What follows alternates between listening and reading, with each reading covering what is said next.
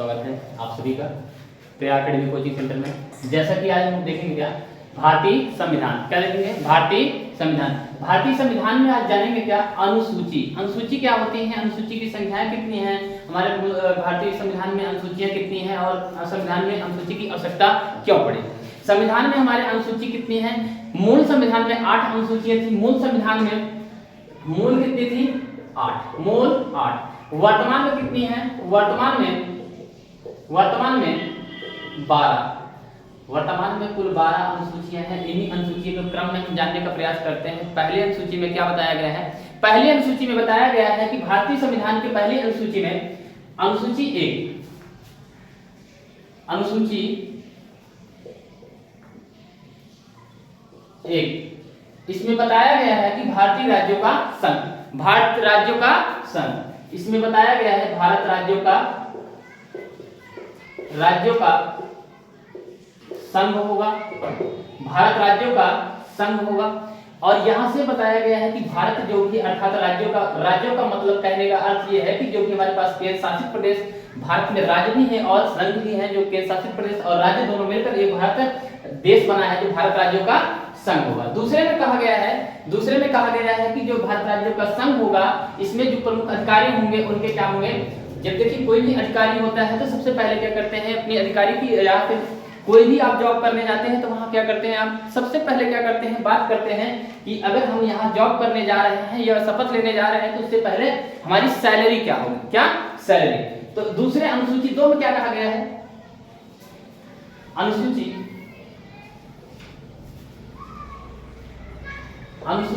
2 में कहा गया है वेतन एवं भत्ते। अच्छा, वेतन एवं भत्ते किसके होंगे, वेतन एवं भत्ते उसके होंगे जैसे हमारे पास उच्च अधिकारी होते हैं, राष्ट्रपति और उच्च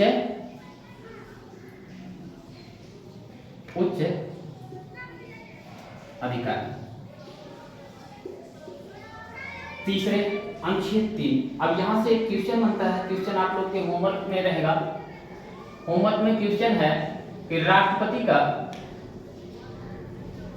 वेतन कितना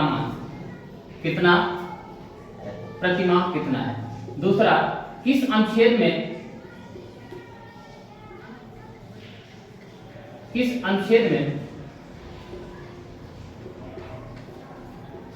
राष्ट्रपति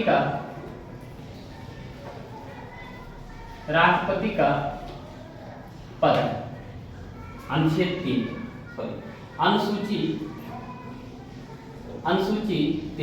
अनुसूची 3 में यह बताया गया है कि जो हमारे पास ये वेतन एवं भत्ते होंगे वो किसके लिए होंगे। जैसे हमारे पास अनुच्छेद 3 में यह बताया गया है कि अब जब वेतन और भत्ते हो गए तो यहाँ से जो भी होंगे इनके लिए क्या होगा, शपथ ग्रहण।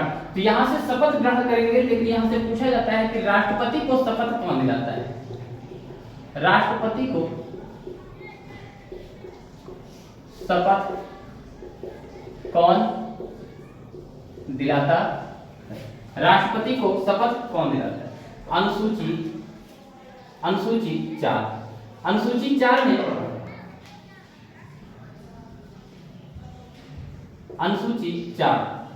देखिए पहली अनुसूची में भारत राज्यों का संघ होगा, दूसरी अनुसूची में वेतन एवं भत्ते होंगे जो पदाधिकारी होंगे, तीसरी अनुसूची में बताया गया है कि शपथ ग्रहण होगा, चौथी अनुसूची में यह बताया गया है कि जो इनके लिए हमारे पास चौथी अनुसूची में जो राज्य व्यवस्था का आवंटन होगा, राज्यसभा की जो सीटों का आवंटन होगा, इसमें जो हमारे पास राज्यसभा है, राज्यसभा में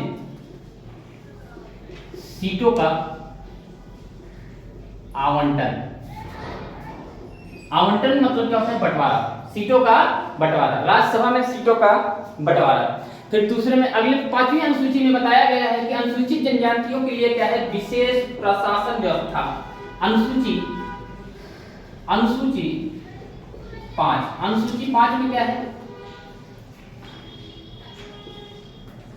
अनुसूचित जनजातियों के लिए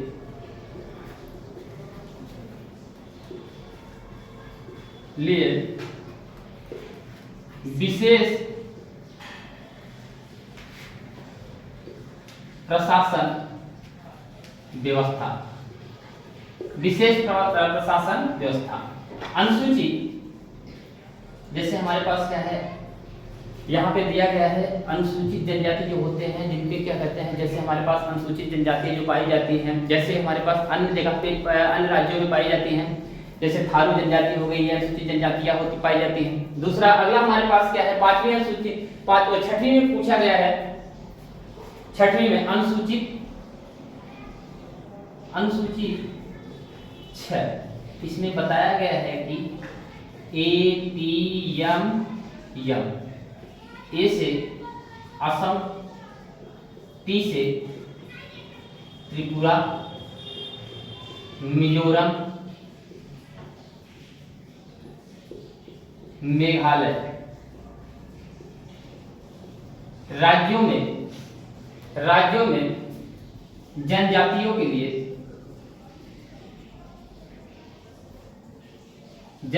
के लिए विशेष प्रावधान है, विशेष प्रावधान। जैसे हमारे पास ए से ATM, ये ट्रिक है, ATM, असम, त्रिपुरा, मेघालय, मिजोरम, असम, त्रिपुरा, मिजोरम, मेघालय। फिर अगली अनुसूची में, अनुसूची नंबर 7 में क्या कहता है, अनुसूची हमारे पास 7वीं क्या कहते हैं, इसमें बांटा गया है अनुसूची 7 में यह बताया गया है कि इसमें 3 भागों में बांटा गया है, जैसे राज्य, संघ, समवर्ती सूची। जिस तरह से इसे बांटा गया है, राज्य का मतलब क्या होगा, जिसके अंतर्गत आने वाले हैं, जैसे हमारे पास राज्यों में बांटा गया है, राज्य के अंतर्गत आने वाले जैसे पुलिस किसके अंतर्गत आती है, राज्य के। संघ के अंतर्गत आने वाली जैसे हमारे पास शिक्षा किसमें है, शिक्षा समवर्ती। संघ में क्या है, जैसे रेलवे या रेल, ये क्या है, यहाँ पे राज्य सूची का विषय है। राज्य का सूची का विषय का मतलब कहने का अधिकार ये है कि जिसपे राज्य सरकार अपना शासन बनाती है वो राज्य सूची के अंतर्गत आती है, जिसके अंतर्गत संघ सरकार अपना शासन बनाती है उसे हम क्या कहते हैं, संघ सूची कहते हैं। जिसमें समवर्ती, जिसमें दोनों मिलकर अपना अधिकार शासन बनाते हैं, उसी को हम क्या कह देते हैं, समवर्ती सूची कहते हैं। ठीक है, आगे चलें। 8वीं अनुसूची में कहा गया है कि इसमें 22 भाषाओं का उल्लेख है। 8वीं अनुसूची 8 22 भाषाओं का उल्लेख, 22 भाषाओं का उल्लेख, जो मूल में कितनी थी, मूल में 14, और यहां से 14 के बाद 21वां संविधान संशोधन, 21वां संविधान संशोधन 1967 में, इसमें सिंधी भाषा जोड़ी गई, सिंधी भाषा जोड़ी गई। फिर 21वें के बाद 71वां संविधान संशोधन, 71वां संविधान संशोधन,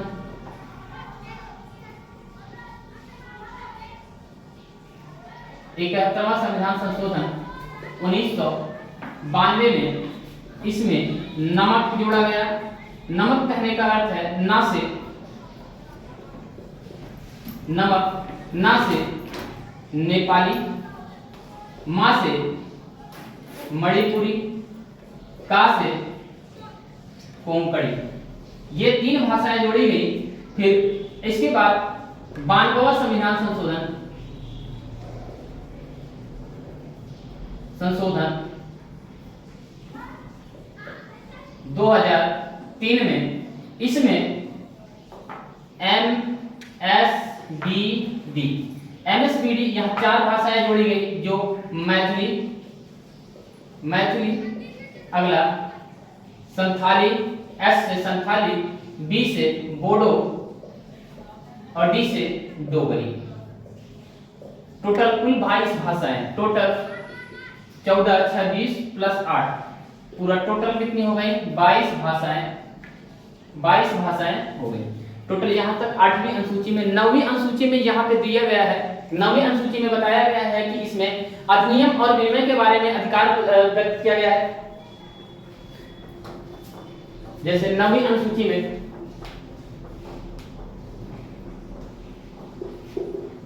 नौवीं अनुसूची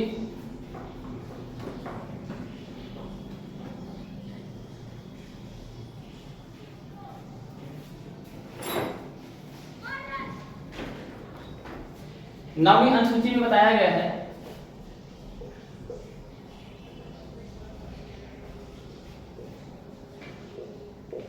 अनुसूची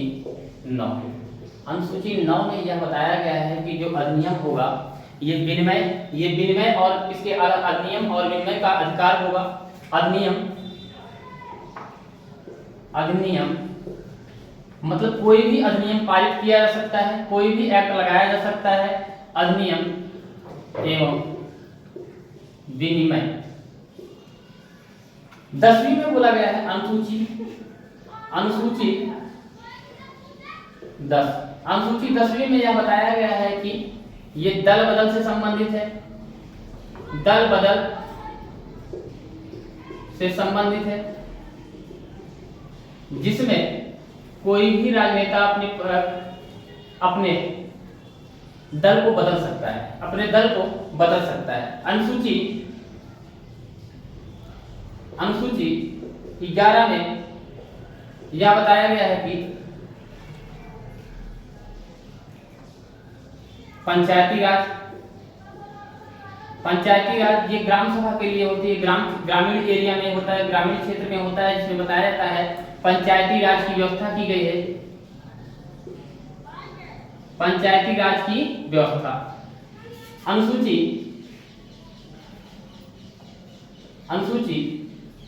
12 में यह बताया गया है कि जैसे यहाँ पे पंचायती राज है, यहाँ ग्रामीण क्षेत्रों के लिए व्यवस्था बनाई गई है, लेकिन यहाँ पे क्या बनाया गया है? नगर निगम, नगर पंचायत जो नगरीय क्षेत्र के लिए प्रावधान, जिसमें नगरीय क्षेत्रों के लिए क्या विशेष प्रावधान है। ये हमारे रहे कुल अनुसूची। ये टोटल अनुसूचियों की संख्या 12 हो गई है। यहाँ पे आप कमेंट में बताएंगे कि राष्ट्रपति, जैसे क्वेश्चन हमने क्या किया था, राष्ट्रपति का प्रति माह वेतन कितना है। अगला क्वेश्चन, राष्ट्रपति को शपथ कौन दिलाता है। अगला क्वेश्चन, राष्ट्रपति के पद के लिए किस अनुच्छेद संबंधित है। अगर ये वीडियो पसंद आए तो लाइक एंड शेयर जरूर करें।